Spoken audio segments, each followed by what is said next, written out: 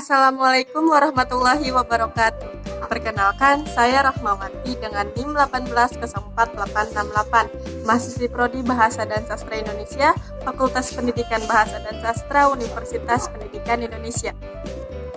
Pada suatu hari, hiduplah seorang laki-laki yang sangat tampan bernama Toba. Toba ini sudah tidak memiliki ayah dan ibu. Dia tinggal seorang diri di sebuah gubuk. Setiap hari Toba pergi ke ladang dan pergi ke sungai untuk mencari ikan. Ikan tersebut Toba jual dan sisanya Toba makan untuk hari itu. Ini Toba sudah selesai dari ladang. Toba akan pergi ke sungai untuk mencari ikan seperti biasanya. Tapi hari ini sedikit berbeda. Toba mendapatkan ikan yang sangat besar dengan warna sisik yang sedikit keemasan. Dalam hati Toba bergumam, ikan ini berbeda. Akhirnya Toba mengangkat ikan tersebut. Dan ketika Toba melepaskan mata kailnya, tiba-tiba ikan tersebut berubah menjadi seorang putri yang cantik jelita.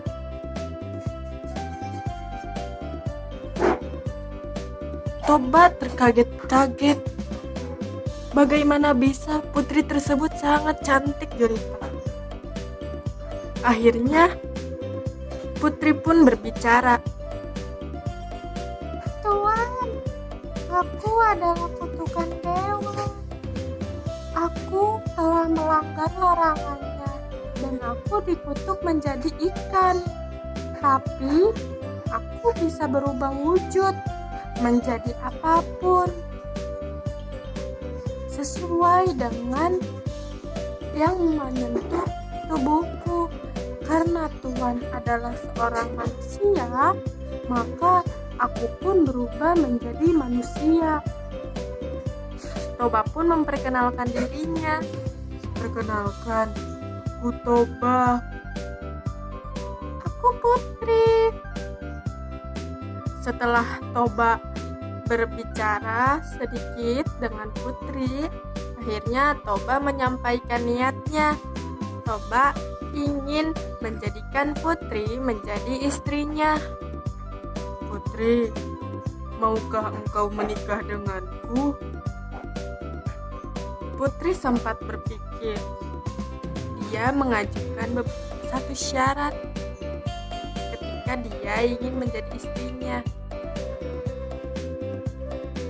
Aku bersedia menjadi istri Tuan, tapi aku memiliki satu syarat, dan Tuan harus memenuhi syarat itu. Jika Tuan menyanggupi, maka aku bersedia menjadi istri Tuan. Syarat apa memangnya, Putri? Aku akan mengabulkan persyaratan itu. Cintaku hanya satu. Aku ingin Tuan menutup rapat-rapat rahasiaku. Rahasia tentang aku yang berasal dari ikan. Tidak boleh ada satu orang pun yang mengetahui bahwa aku berasal dari ikan. Jika Tuan menyetujui, maka aku bersedia menjadi istri Tuan. Kalau begitu, aku setuju dengan persyaratanmu, Putri. Aku akan menutup rapat-rapat rahasiamu. Aku tidak akan bilang hal ini kepada siapapun. Baik, Tuan. Akhirnya, Putri dan Toba menikah dengan kehidupan yang serba sederhana, tapi mereka tetap menjalaninya dengan penuh kebahagiaan. Sampai akhirnya keluarga mereka dianugerahi seorang putra bernama Samosir. Ini Samosir. Samosir ini orang yang pemalas. Dia tidak mau membantu ayahnya yang kesusahan di ladang. Hobi dia hanya tidur-tiduran saja dan malas-malasan. Ditambah lagi ibunya ibunya selalu memanjakannya. Apapun yang Samosir minta, ibunya selalu menurutinya. Bahkan ketika ibunya meminta tolong untuk mengantarkan makanan ke ayahnya, tidak mau diperintah dan dia sedikit ogah-ogahan. Selain tadi dia memang pemalas, Samosir juga sangat hobi makan. Bahkan porsi makan untuk ayah dan ibunya pun sama dengan satu porsi makan Samosir. Itu yang menjadi alasan kenapa Toba harus bekerja lebih keras untuk memenuhi kebutuhan sehari-hari keluarganya. Suatu hari, Putri meminta tolong kepada Samosir untuk mengantarkan makanan. Kebetulan Toba hari ini sedang di ladang dan dia belum makan siang. Nah, akhirnya Putri menghampiri Samosir. "Samosir, tolong antarkan bekal makan siang Amang. Dia sudah kelaparan di ladang sana." "Ah, tidak mau, Inang. Aku ingin tidur-tiduran saja." Tapi Putri selalu memaksa Samosir untuk mengantarkan bekal makan siang Toba. Akhirnya mau tidak mau, Samosir mau mengantarkan bekal makanannya dengan langkah ogah-ogahan menghampiri ladang sang ayah. Tapi di pertengahan jalan, Samosir merasa lapar. Dia akhirnya memutuskan berhenti sejenak dan memakan bekal yang dititipkan oleh ibunya. "Lebih baik aku makan, perutku lapar." Hari ini Toba merasa sangat lelah sekali setelah seharian di ladang. Perutnya lapar, haus. Toba menunggu kehadiran Samosir yang katanya akan mengantarkan makanan hari ini.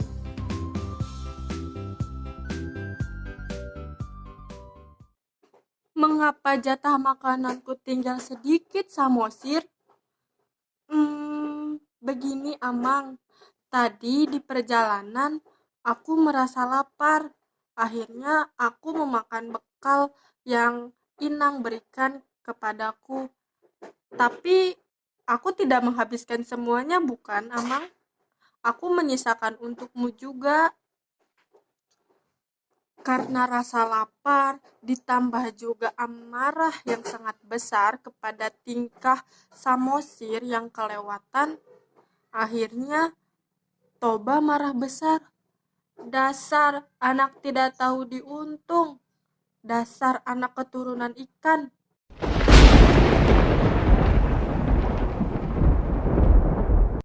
Akhirnya Samosir terkejut atas kemarahan ayahnya. "Inang, Inang." "Ada apa, Samosir?" "Inang, tadi Amang marah besar kepadaku. Gara-gara bekal makan dari Inang, aku makan sebagian di jalan. Perutku sangat lapar, akhirnya aku memakan sebagian. Tapi Amang sangat marah, bahkan Amang bilang aku keturunan ikan, Inang." "Apa?"